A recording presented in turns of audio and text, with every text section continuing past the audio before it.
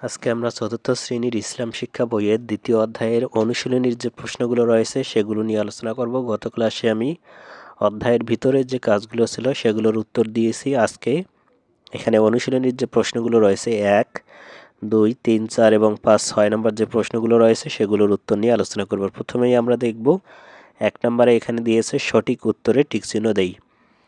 তো এগুলো আমরা দেখব এবং তারপর আমরা পরবর্তীতে যে 2 নম্বর শূন্যস্থানগুলো রয়েছে সেগুলো নিয়ে আলোচনা করব। তো প্রথমে সঠিক উত্তরে টিকচিহ্ন দেই। এর ক নম্বর প্রশ্নটি হচ্ছে হজরত ইব্রাহিম আলাইসাল্লামের উপাধি কী ছিল? এখানে 4টি অপশন দিয়েছে সম্ভাব্য উত্তর। একটা হচ্ছে ওয়ালিলুল্লাহ, একটা হচ্ছে খলিলুল্লাহ, 3 নম্বর কালিমুল্লাহ নাকি নাবিউল্লাহ।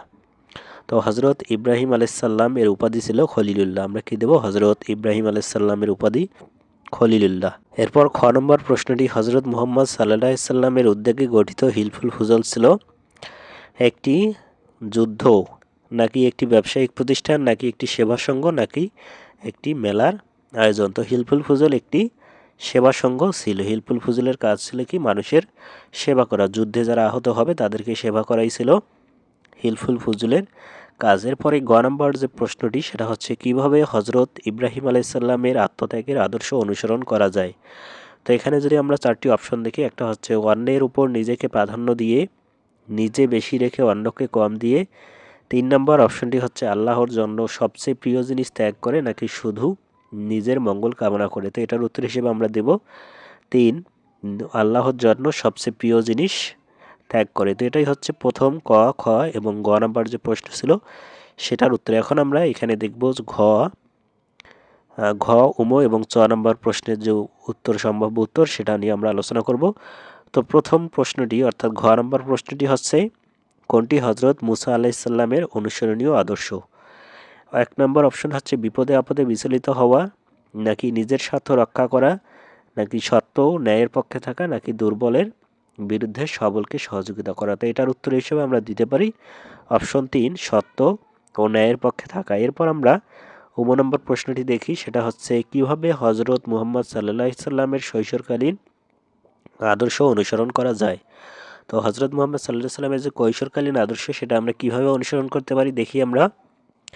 নিজের আভিজাত্য প্রচার করে নাকি ছোটদের সঙ্গে দাম্ভিক আচরণ করে নাকি কথা ও কাজে নম্রতা শিষ্টাচার বজায় রেখে নাকি দুর্বল ও অসহায়দের উপেক্ষা করে? তো কৈশোরকালীন আদর্শ হিসেবে আমরা যেটা অনুসরণ করতে পারি সেটা হচ্ছে অপশন 3, কথা ও কাজে নম্রতা ও শিষ্টাচার বজায় রেখে। তো এরপর দেখো চ নম্বর প্রশ্নটি হচ্ছে খলিফা উমর রাদিয়াল্লাহু তাআলা এর অনুসরণীয় আদর্শ কোনটি? এখানে 1 নম্বর অপশন হচ্ছে ক্ষমতার শান শওকত দেখানো, 2 নম্বর শাসক ও শাসিতের মধ্যে ভেদাভেদ, 3 নম্বর মানুষ হিসেবে শাসক ভৃত্যের সমান মর্যাদা নাকি ধনী ও গরিবের আলাদা সম্মান? তো এটা উত্তর হিসেবে আমরা দেব মানুষ হিসেবে শাসক ভৃত্যের সমান মর্যাদা। কারণ খলিফা উমর রাদিয়াল্লাহু তাআলার কাছ থেকে আমরা এই বিষয়টি অনুসরণ করতে পারবো। এরপর সবশেষে যে 6 নম্বর প্রশ্নটি সেটা যদি আমরা পড়ি তাহলে আমরা দেখব যে হজরত আয়েশা রাদিয়াল্লাহু তাআলা আনহুর অনুসরণীয় আদর্শ কোনটি? এখানে হজরত আয়েশা রাদিয়াল্লাহু তাআলার যে অনুসরণীয় আদর্শ হিসেবে আমরা যেটা নিতে পারি সেটা আমরা অপশনগুলো একবার দেখে নেই। নিজের প্রশংসা করা, পরহেজগারি ও নম্রতা, 3 নম্বর দুনিয়াবি খ্যাতি ও প্রতিপত্তি অর্জন এবং 4 নম্বর হচ্ছে নিজের স্বার্থকে গুরুত্ব দেওয়া। তো এটা আমরা নিতে পারি পরহেজগারি ও নম্রতা। 6 নম্বরের যে উত্তরটা আমরা দেব সেটা হচ্ছে পরহেজগারি ও নম্রতা। তো 1 নম্বরের যে প্রশ্নগুলো ছিল সঠিক উত্তরে টিকচিহ্ন দেও সেটা আমরা খুব সুন্দরভাবে সমাধান করলাম বা উত্তর করলাম। এখন আমরা এখানে 2 নম্বরে যেটা রয়েছে সেটা হচ্ছে অনুশীলনী 2-এর যে প্রশ্নটা সেটা হচ্ছে শূন্যস্থান পূরণ। এখানে আমাদেরকে শূন্যস্থান যেগুলো দিয়েছে সেগুলো পূরণ করতে হবে। তো ক নম্বর থেকে 6 নম্বর পর্যন্ত 6টি শূন্যস্থান দিয়েছে। এগুলো আমরা খালি ঘরে যে সঠিক শব্দটি হবে উপরে যে আমরা পাঠগুলো পড়লাম এই অধ্যায় 2-এর সেগুলো থেকে আমাদেরকে এই শূন্যস্থানগুলো পূরণ করতে হবে। তো আমরা এগুলোর উত্তর করার চেষ্টা করি। ক নম্বর হচ্ছে হজরত ড্যাশ আলাইহিসসাল্লামকে খলিলুল্লাহ বা আল্লাহর বন্ধু বলা হয়? তো কোন নবীকে খলিলুল্লাহ বা আল্লাহর বন্ধু বলা হয়? উপরে কিন্তু আমরা বেশ কিছু নবীর জীবনী সম্পর্কে পড়েছি। সেখানে আমরা দেখলাম যে হজরত ইব্রাহিম আলাইহিসসালামকে খলিলুল্লাহ বা আল্লাহর বন্ধু বলা হয়। তো এখানে আমরা কি দেব? ইব্রাহিম। এরপর খ নম্বর যে শূন্যস্থানটি সেটা হচ্ছে হজরত মুসা আলাইহিসসালাম ছিলেন খুবই সৎ, সাহসী ও আমরা এখানে দেব ন্যায়পরায়ণ একজন নবী, এখানে আমরা দেব ন্যায়পরায়ণ। হযরত মুসা আলাইহিস সালাম ছিলেন খুবই সৎ সাহসী ও ন্যায়পরায়ণ একজন নবী। এরপর গ নম্বরে আমরা যেটা দেব সেটা হচ্ছে শূন্যস্থানটি আমরা দেখি, সেটা হচ্ছে মহানবী সাল্লাল্লাহু আলাইহি সাল্লাম ছিলেন ড্যাশ কর্মঠ ও ধীরস্থির প্রকৃতির। তো এখানে আমরা দিব ধৈর্যশীল। মহানবী সাল্লাল্লাহু আলাইহি সাল্লাম ছিলেন ধৈর্যশীল, কর্মঠ ও ধীরস্থির প্রকৃতির। এরপর আমরা ঘ নম্বর যে শূন্যস্থানটি সেটা একটু দেখি। কৈশোর থেকে মহানবী সাল্লাল্লাহু আলাইহি সাল্লাম অন্যায়ের প্রতিবাদ করতেন। এখানে আমরা কী দেব? প্রতিবাদ। কৈশোর থেকে মহানবী সাল্লাল্লাহু আলাইহি সাল্লাম অন্যায়ের প্রতিবাদ করতেন। তো এরপর নাম্বার যে প্রশ্নটি, নাম্বার যে শূন্যস্থানটি সেটা হচ্ছে দেশের ড্যাশ দূর করার জন্য আমরা যথাসাধ্য চেষ্টা করব। তো এখানে আমরা দেব দেশের অশান্তি। দেশের অশান্তি দূর করার জন্য আমরা যথাসাধ্য চেষ্টা করব। এরপর নম্বর গৃহকর্মীদের সঙ্গে বসে খাবার গ্রহণ ড্যাশ এর একটি অনুসরণীয় আদর্শ। তো গৃহকর্মীদের সঙ্গে বসে খাবার খাওয়া হচ্ছে হযরত উমর রাদিয়াল্লাহু তাআলা এর একটি অনুসরণীয় আদর্শ। এখানে আমরা কী দেব? হযরত উমর রাদিয়াল্লাহু তাআলা। তো এটাই হচ্ছে তোমাদের অধ্যায় 2 এর অনুশীলনীর যে 2 নম্বর শূন্যস্থান পূরণ করো সেটার উত্তর। এখন আমরা 2 নম্বর যে শূন্যস্থান পূরণ ছিল সেটা দেখলাম। এখানে আমাদেরকে 3 নম্বরে একটি কাজ দিয়েছে, সেটা হচ্ছে বাম পাশের সাথে ডান পাশের মিলকরণ। এখানে বাম পাশে যে বাক্যগুলো দিয়েছে সেগুলোর সাথে ডান পাশে কোনটি মিল হয় সেটা আমাদেরকে লিখতে হবে। তো এটার উত্তর এখন আমরা করার চেষ্টা করি। তো এটার উত্তর হিসেবে আমরা এভাবে লিখতে পারি, বাম পাশের সাথে ডান পাশের যে মিলকরণ, দেখো এই লাল রঙের যে লেখাগুলো এগুলো হচ্ছে বাম পাশ এবং এটা হচ্ছে যেটা উত্তর ডান পাশ। তো ক নম্বর যেটা হবে সেটা হচ্ছে হযরত ইব্রাহিম আলাইহিস সালামের জীবন থেকে শিক্ষা হলো সফল অবস্থায় মহান আল্লাহর আনুগত্য করা। মানে সকল অবস্থায় হবে। হযরত ইব্রাহিম আলাইহিস সালামের জীবন থেকে শিক্ষা হলো কী দেব আমরা? সকল অবস্থায় মহান আল্লাহর আনুগত্য করা। এরপর দেখো খ নম্বরে আমরা বাম পাশের সাথে ডান পাশ যদি মিল করি আমরা দেব হযরত মুসা আলাইহিস সালাম একজন নবী ও রাসূল ছিলেন।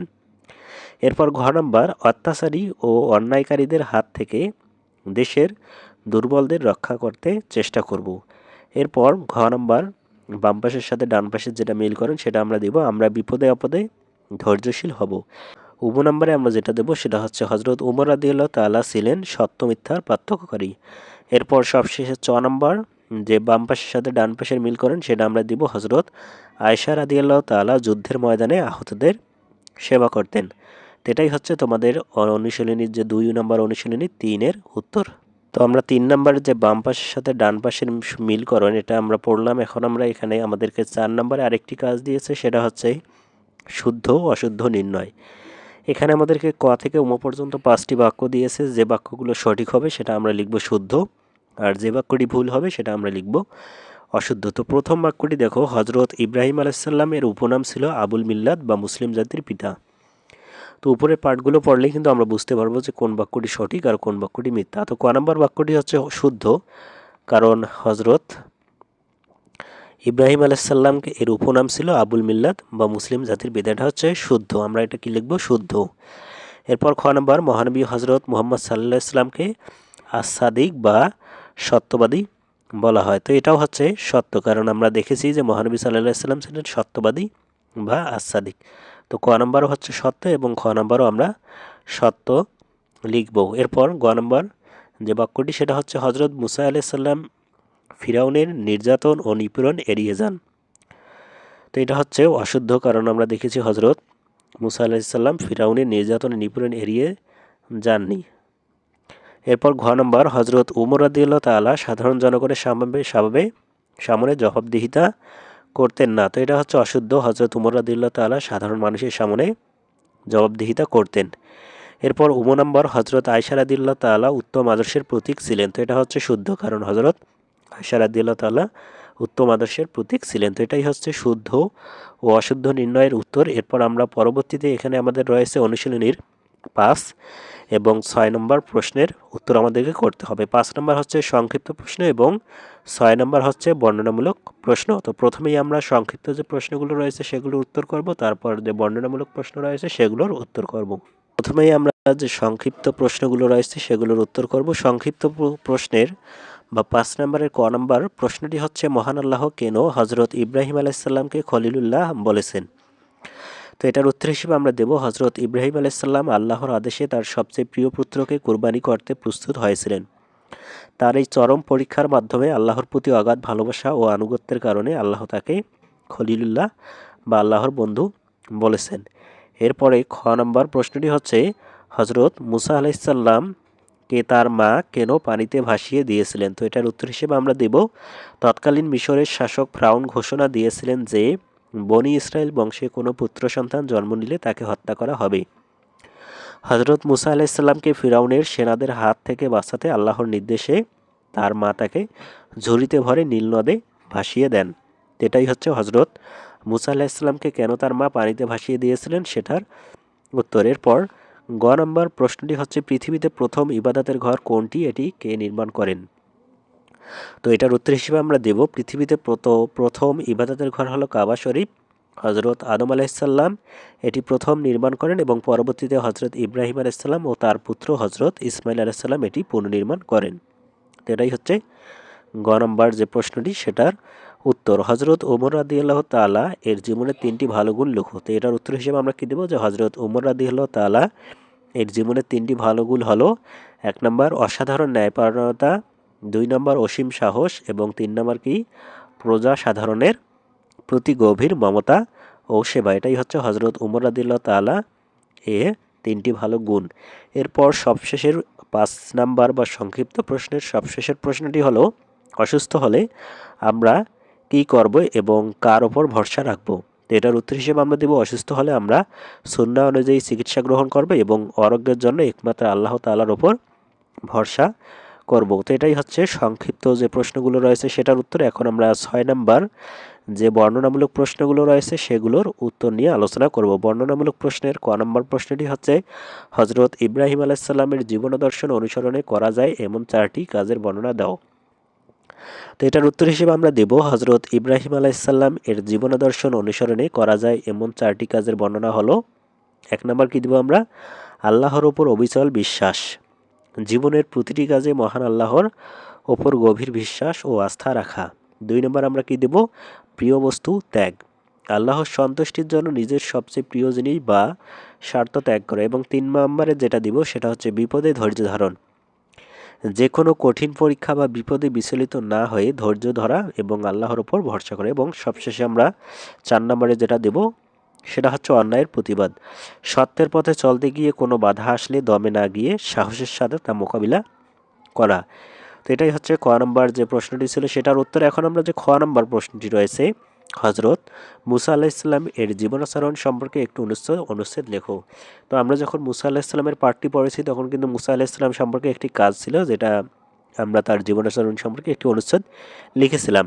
তো এখানে যেহেতু প্রশ্ন দিয়েছে সেক্ষেত্রে আমরা আবারও অনুচ্ছেদটি লিখতে পারি। মুসা আলাইসাল্লাম সম্পর্কে আমরা লিখব, হজরত মুসা আলাইসাল্লামের জীবনাচরণ সম্পর্কে একটি অনুচ্ছেদ হলো, হজরত মুসা আলাইসাল্লাম ছিলেন মহান আল্লাহর একজন অত্যন্ত সাহসী ও ন্যায়পরায়ণ নবী। তিনি ছোটবেলা থেকেই অত্যন্ত সত্যবাদী ও অন্যায়ের বিরুদ্ধে আপোষহীন ছিলেন। তিনি মহান আল্লাহর ওপর অগাধ বিশ্বাস রাখতেন এবং ফ্রাউনের মতো শক্তিশালী অত্যাচারী শাসকের বিরুদ্ধে দাঁড়িয়ে বনি ইসরায়েলের দাসত্বের গ্লানি থেকে মুক্ত করেন। এরপর আমরা যেটা দিতে পারি সেটা হচ্ছে, শত প্রতিকূলতার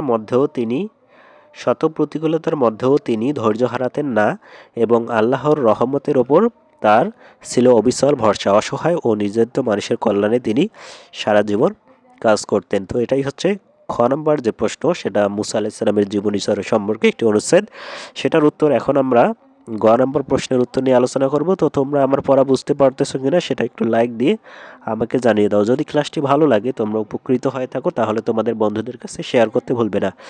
গ নম্বর প্রশ্নটি হচ্ছে, হজরত মুহাম্মদ সাল্লাল্লাহু আলাইহি সাল্লামের কৈশোরকালীন আদর্শে তোমার জীবনে কিভাবে অনুসরণ করবে বর্ণনা করো।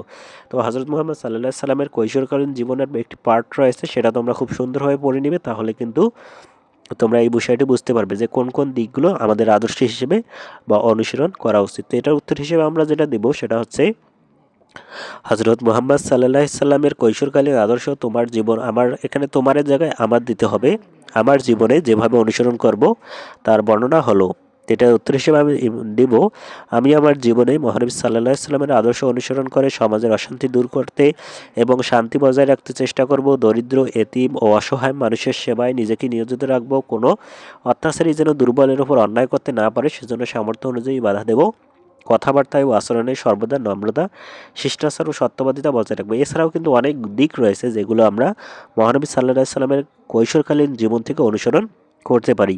তো এরপর দেখো ঘ নাম্বার যেটা রয়েছে সেটা হচ্ছে হজরত আয়েশা রাদিয়াল্লাহু তাআলা এর জীবনাদর্শ অনুসরণের 4টি কাজ সম্পর্কে লিখো। তো এটার উত্তর হিসেবে আমরা কি দেব, যে হজরত আয়েশা রাদিয়াল্লাহু তাআলা এর জীবনাদর্শ অনুসরণের 4টি কাজের বর্ণনা হলো এক নম্বরে আমরা যেটা দিতে পারি সেটা হচ্ছে জ্ঞান অর্জন, মনোযোগ দিয়ে পড়াশোনা করা এবং ধর্মীয় ও নৈতিক জ্ঞান অর্জনে আগ্রহী হওয়া। 2 নম্বরে আমরা যেটা দেব সেটা হচ্ছে দানশীলতা, সাধ্যমতো গরিব ও অভাবী মানুষকে সাহায্য করা এবং নিজের খাবার অন্যের সাথে ভাগ করে নেওয়া।